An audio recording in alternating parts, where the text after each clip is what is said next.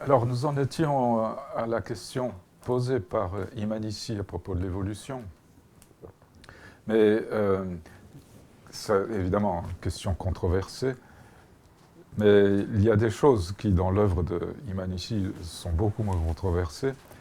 Il a été, au départ, il commence comme entomologiste. Il étudie les insectes. Et ensuite, après la guerre, la Deuxième Guerre, il est devenu primatologue. Et en primatologie, il a introduit ce qu'un Franz de Waal a qualifié de changement de paradigme, paradigm shift, changement de paradigme qui s'est universalisé au point que les jeunes primatologues ne savent même pas d'où ça vient, pensent que c'est occidental, et que c'est pas un japonais, un truc comme ça, venu du Japon. Or, le travail de Imanici après la guerre, il a introduit dans l'étude des singes des méthodes qui dérivaient de l'anthropologie. Donc, au lieu de numéroter les singes, il les a baptisés, il leur a donné des noms humains, et il a appliqué donc, des recherches de parenté, etc. Et ça a fait faire, c'est vraiment un changement de paradigme, parce qu'aujourd'hui, tous les primatologues travaillent comme ça. Voilà. Et donc, ça lui a donné l'occasion de travailler pas mal en Afrique et ça. Mais c'est ce qu'on appelle, on appelait autrefois un naturaliste, parce que, en fait, c'est toute la question de la nature, tous les plans, sur tous les plans, y compris l'humain qui le concernait. Mais peut-être que le fil qui traverse toute son œuvre, c'est l'idée que, alors il l'a formulée à sa manière, et c'est une idée en fait tout à fait mésologique, qu'il y a subjectivation de l'environnement et environnementalisation du sujet. Et ça, c'est tout à fait la trajection. Et il aurait pu au moins emprunter à Watsuji le terme de médiance, enfin en japonais, fudose. Mais alors, que je sache, il ne fait pas référence à Watsuji, ni à Uxkul, ce qui est quand même plus curieux pour un naturaliste. Parce qu'il aurait pu... c'est fondamentalement la même idée. Il y a dans l'œuvre de Uxkul un schéma très parlant où il montre cette interaction entre l'être, l'animal, dans le cas de ses propres études, et l'environnement. Et ce qu'il appelle, en fait, c'est quasiment le concept équivalent à médiance, c'est ce qu'il appelle contre-assemblage, Gegengefüge en allemand, Gegengefüge. Donc il y a contre-assemblage entre l'animal en question et son milieu. Ce qui n'est pas le cas vis-à-vis de l'environnement. Bien entendu, la base, c'est l'environnement, c'est la terre, c'est le donné brut, mais le monde, Umwelt, c'est quelque chose qui est créé à partir de ça. Et dans un contre-assemblage qui ne s'arrête jamais, donc ça revient à la trajection, que moi j'utilise ce terme. Comme je vous disais, je croyais l'avoir créé, mais il existait dans le Littré, dans un autre sens. Alors, dans un autre sens, maintenant parlons de ce mot « sens ».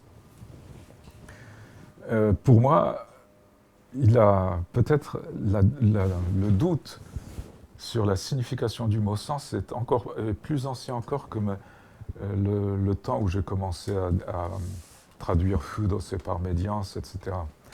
Parce que ça vient du fait que j'ai travaillé avec des langues étrangères, et plus particulièrement avec le japonais. Donc j'avais quotidiennement, au début, à traduire dans l'un et l'autre sens. Donc, j'en suis arrivé à schématiser ce terme de sens en 3 domaines qui sont en même temps 3 niveaux.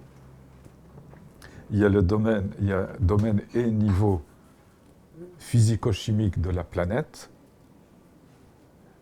qui va évoluer dans un certain sens. Ça, c'est l'univers, a évolué dans un certain sens pendant des milliards d'années. C'était le cas de la Terre aussi. Puis, il y a environ, pas tout à fait 4 milliards d'années, la vie apparaît sur la planète Terre. Et les choses vont commencer à exister justement en tant que milieu pour le vivant en cours de déploiement, et ça va devenir la biosphère. Donc, ce n'est plus simplement sens dans l'acception d'une certaine direction dans l'espace-temps, ça concerne tous les corps physiques, ça devient aussi une manière de sentir. Et donc, un être sensible interprète le donné et en fait son milieu. Voilà, ça c'est le deuxième niveau du sens, c'est le niveau de la chair, comme dit Merleau-Ponty. Et le troisième sens, c'est quand vous avez des appareils symboliques qui se déploient, et tout particulièrement le langage, où ça devient des significations qui sont transmises par des sons et par des écritures diverses, tout ce qui va finalement donner naissance à l'écoumène. Donc, je distingue ontologiquement dans la Terre, il y a 3 niveaux ontologiques, le niveau de la planète physico-chimique, le niveau de la biosphère qui devient écologique, et le niveau de l'écoumène qui devient éco-techno-symbolique. Éco-techno-symbolique. Il n'y a pas de limite nette ni entre la première, la deuxième et la deuxième et la troisième, parce que les animaux, et pas seulement les animaux, sait-on aujourd'hui, ébauchent des systèmes techniques et des systèmes symboliques, ils les ébauchent, mais néanmoins, il n'y a pas de commune mesure. Avec le déploiement des systèmes techniques et symboliques de l'humanité, il y a vraiment un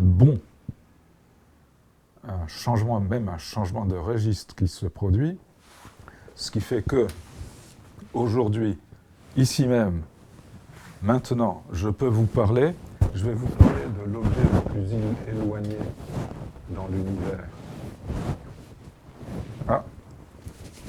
L'objet le plus éloigné de l'univers, c'est une galaxie qu'on a repérée il y a 2-3 ans, et qui est éloignée de 13,4 milliards d'années-lumière. 13,4 milliards d'années-lumière, c'est-à-dire que les photons qui nous arrivent maintenant ont été émis alors que l'univers n'avait qu'environ 400 millions d'années. C'est encore un bébé. Et nous la détectons, c'est-à-dire que, avec tout un appareillage que je ne vous détaille pas, mais c'est l'extension de mes yeux. Nous la voyons. C'est une métaphore de le dire. Néanmoins, ça existe pour nous, donc ça fait partie de notre écoumène. Ça fait partie de l'écoumène. Ça fait partie de notre monde. Et ça existe ici, maintenant, et je peux vous en parler. C'est ça. Il y a une quasi-transcendance des systèmes symboliques par rapport au système physique. Parce que, vous vous rendez compte, 13,4 milliards d'années-lumière, à 300 000 km à la seconde. 300 000 km à la seconde, c'est, pour autant que nous sachions dans le reste du monde vivant, le système biosémiotique qui a la plus longue portée, c'est le chant des baleines. Le chant des baleines, on l'estime à 3000 km. Il faut le faire, parce que dans l'eau, ça porte plus loin. Et puis il y a une sacrée puissance dans le chant des baleines. 3000 km, mais 3000 km faut 1 centième de seconde.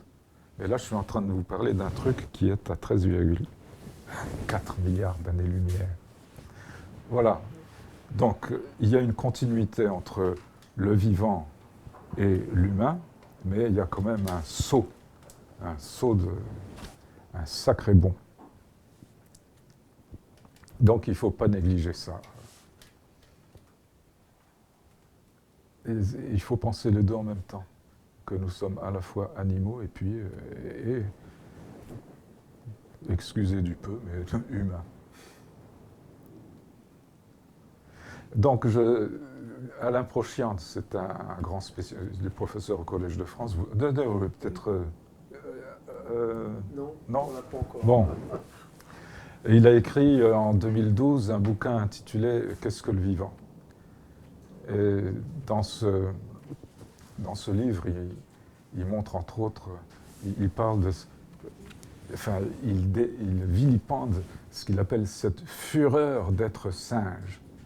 C'est-à-dire, fureur d'être singe, c'est les gens qui incitent sur le fait que, par rapport aux chimpanzés qui sont nos cousins les plus proches, nous n'avons qu'une différence de, alors j'ai plus la quantité exacte, la différence de génomique entre le chimpanzé et nous, c'est ridicule, c'est tout petit. J'ai oublié, je ne sais pas, 2% ou un truc comme ça, ou peut-être encore moins. Bon, mais... Et il dit, c'est une fureur d'être singe, parce que cette minuscule fraction, pourcentage de différence dans le génome, ça fait que néanmoins, nous avons 900 cm3 de cervelle en plus par rapport aux chimpanzés, et pas n'importe quelle cervelle, c'est en particulier les parties du cerveau qui servent au langage, entre autres. Donc ce n'est pas rien. Voilà, donc il écrit dans ce livre, les animaux ne sont pas des sujets. Alors je ne suis pas du tout d'accord, parce que ça c'est une manière tout à fait moderne et dualiste de poser la question. C'est-à-dire, ça dérive directement du cogito.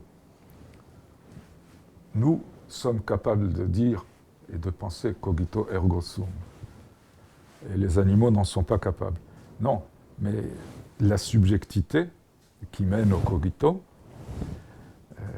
elle existe dans tout le monde vivant à partir du vivant le plus primitif, avec des niveaux, justement, et qu'il faut détailler.